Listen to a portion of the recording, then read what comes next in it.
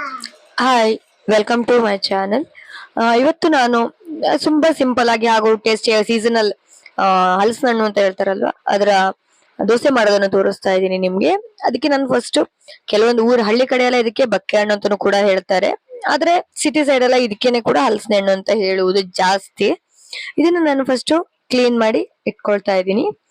Clean ಮಾಡಿ ಇಟ್ಕೊಂಡಾದ ನಂತರ first ಒಂದು ಸ್ವಲ್ಪ ಮಿಕ್ಸಿ ಜಾರ್ಗೆ ಹಾಕಿ ತರ್ತರಿಯಾಗಿ ಮಾಡ್ಕೊಳ್ತೀನಿ. ಯಾಕಂದ್ರೆ ಗ್ರೈಂಡಿಂಗ್ ಹಾಕಿದಾಗ ಎಲ್ಲ ಹಿಡ್ಕೊಬಿಡತ್ತೆ. ಹಾಗಾಗಿ ಅದಾದ ನಂತರ ಅಕ್ಕಿನ ನಿಮ್ಗೇನು ಎಷ್ಟು ಬೇಕೋ ನಿಮ್ಗೆ ಅಷ್ಟ್ರ ಮೇಲೆ ಆದ್ಮೇಲೆ ಹಾಕೊಳ್ಳೋದು.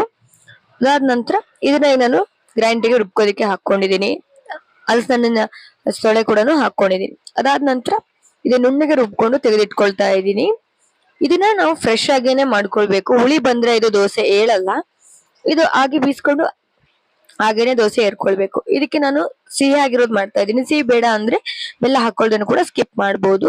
ಉಪ್ಪನ್ನು ಕೂಡ ಹಾಕೊಳ್ತಾ ಇದ್ದೀನಿ. ಇದಕ್ಕೆ ಇಷ್ಟೇ ದಪ್ಪ ಇರ್ಬೇಕು. ಅದು ತುಂಬಾ ತೆಳ್ಳಗಾದ್ರೂ ಸರಿ ಆಗಲ್ಲ. ಅದು ನಾನು ಸ್ವಲ್ಪನೇ ನಿಮಗ್ ಮಾಡಿ ತೋರಿಸ್ತಾ ಇದ್ದೀನಿ. ನಿಮ್ಗೆ ಎಷ್ಟು ಬೇಕೋ ಅಷ್ಟು ಮಾಡ್ಕೊಳ್ಬಹುದು. ಈಗ ನಾನು ದೋಸೆ ತವಾನ ಇಟ್ಕೊಂಡಿದೀನಿ. ಅದಕ್ಕೆ ಬಿಸಿ ಬಂದ ನಂತರ ನಾ ತೆಳ್ಳಗನೆ ಇರುವಂತ ದೋಸೆ ಮಾಡ್ಕೊಳ್ತಾ ಇದ್ದೀನಿ. ನಿಮ್ಗೆ ದಪ್ಪ ದೋಸೆ ಬೇಕು ಅಂದ್ರೆ ದಪ್ಪ ದೋಸೆನೂ ಕೂಡ ಮಾಡ್ಕೊಳ್ಬಹುದು, ಸೆಟ್ ದೋಸೆ ತರ. ಆದ್ರೆ ನಮ್ಗೆ ತೆಳ್ಳಗನೆ ಇರೋ ದೋಸೆ ತುಂಬಾ ಚೆನ್ನಾಗಾಗುತ್ತೆ. ಹಾಗಾಗಿ ನಾನು ತೆಳ್ಳಗನೆ ಇರುವಂತ ದೋಸೆನ ಮಾಡ್ಕೊಳ್ತಾ ಇದ್ದೀನಿ. ಇದು ಸೀಸನಲ್ ಆಗಿರೋದ್ರಿಂದ ತುಂಬಾ ಚೆನ್ನಾಗಿರುತ್ತೆ ಕೂಡ. ತುಂಬಾ ಇಷ್ಟ ಪಡ್ತಾರೆ ಮಕ್ಳಿಗೆಲ್ಲ ಕೂಡ ಇಷ್ಟ ಆಗುತ್ತೆ ಇದು. ಹಾಗಾಗಿ ಇದ್ರ ಜೊತೆ ನೀವು ಕೊಬ್ಬರಿ ಎಣ್ಣೆ ಅಥವಾ ಚಟ್ನಿ ಕೂಡ ಮಾಡ್ಕೊಂಡು ತಿನ್ಬಹುದು. ಇದು ನಿಮ್ಗೆ ಇಷ್ಟ ಆಗಿದ್ರೆ ಪ್ಲೀಸ್ ಲೈಕ್ ಮಾಡಿ, ಶೇರ್ ಮಾಡಿ, ಕಮೆಂಟ್ ಮಾಡಿ. ಹಾಗೆ ಪಕ್ಕದಲ್ಲಿರೋ ಬೆಲ್ ಐಕಾನ್ ಕೂಡ ಪ್ರೆಸ್ ಮಾಡಿ. ನನ್ನ ಚಾನಲ್ ನ ಇನ್ನು ಯಾರು ಸಬ್ಸ್ಕ್ರೈಬ್ ಮಾಡಿಲ್ಲ ಅಂದ್ರೆ ಪ್ಲೀಸ್ ಸಬ್ಸ್ಕ್ರೈಬ್ ಮಾಡಿ.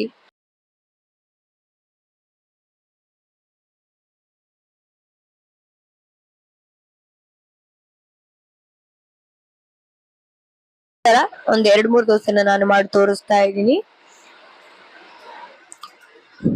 ಇದು ತುಂಬಾ ಈಸಿ ಕೂಡ ಆಗತ್ತೆ. ಆದ್ರೆ ಹಿಟ್ಟಿನ ಹುಳಿ ಬರಬಾರ್ದು. ಹುಳಿ ಬಂದ್ರೆ ದೋಸೆ ಏರಿಯೋದಕ್ಕೆ ಆಗದೇ ಇಲ್ಲ ಇದನ್ನ.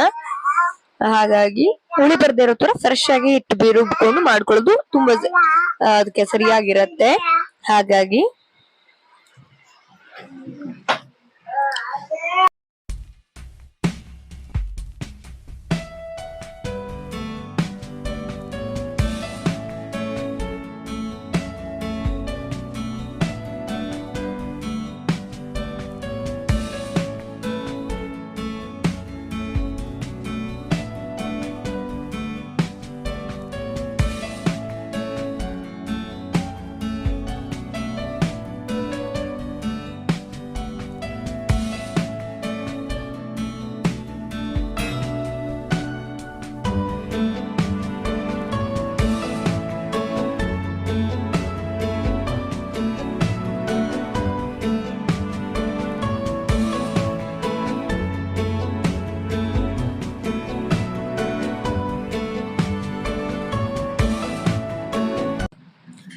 thank you for my video watching.